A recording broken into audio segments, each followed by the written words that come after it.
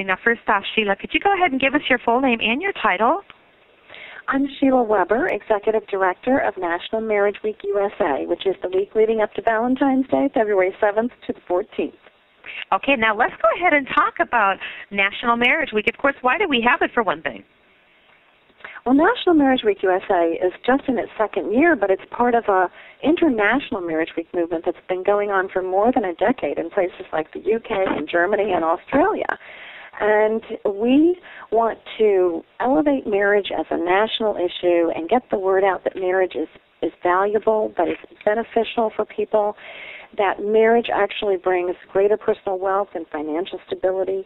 The research shows it gives you better health, you live a longer life, leads to more personal happiness, and most importantly, the research shows that marriage is the best situation for raising children, that children with both the father and the mother at home perform vastly better in school, have less trouble with the law, less teen pregnancy, and fewer issues with addiction. And we have created a clearinghouse of all kinds of marriage classes and events this week, hundreds and hundreds of events all across the country leading up to Valentine's Day.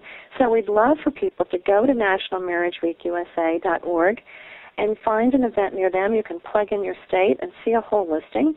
Or we just have resources and groups that are available all year long for people to go to classes, conferences. Sometimes it's as easy as a Friday night and a Saturday morning.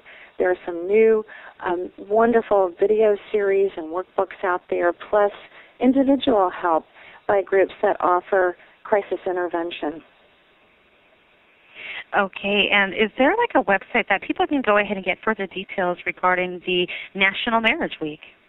Yes, they go to nationalmarriageweekusa.org, and there you will find everything from research to recommended reading to classes on how to work on your own marriage, particularly this week, classes that are happening all around the country. There are hundreds and hundreds of them. Just about every state has dozens of courses, and you might find that you want to go work on your own marriage, or you know somebody, a family member, a friend who is struggling, and you'd like to provide this information and help them. Okay, is there anything else that you would like to go ahead and let our listeners know regarding National Marriage Week? Well, yes, we have to be concerned because in this economic devastating time, marriage breakdown, family breakdown, is costing the U.S. taxpayer at least $112 billion a year for divorce and unwed childbearing. And something that most people don't know is that 40% of all American babies today are born outside of marriage. That's really a shocking statistic. 40% of our children are born outside of wedlock. So our message is that we have to pay attention to this, that this is costing us as a nation. Marriage, in fact, brings greater personal economic stability, but it's also important for the nation's economic stability. And the younger generation maybe thinks that marriage is a bit obsolete. There's a lot of cohabitation, but research shows cohabitation really doesn't work out as well, especially for women. It does not usually lead to marriage, or when it does, there's a higher percentage of chance of failure. So we want to let people know that it's costing us as a nation, and we need to pay attention. We all want to work together.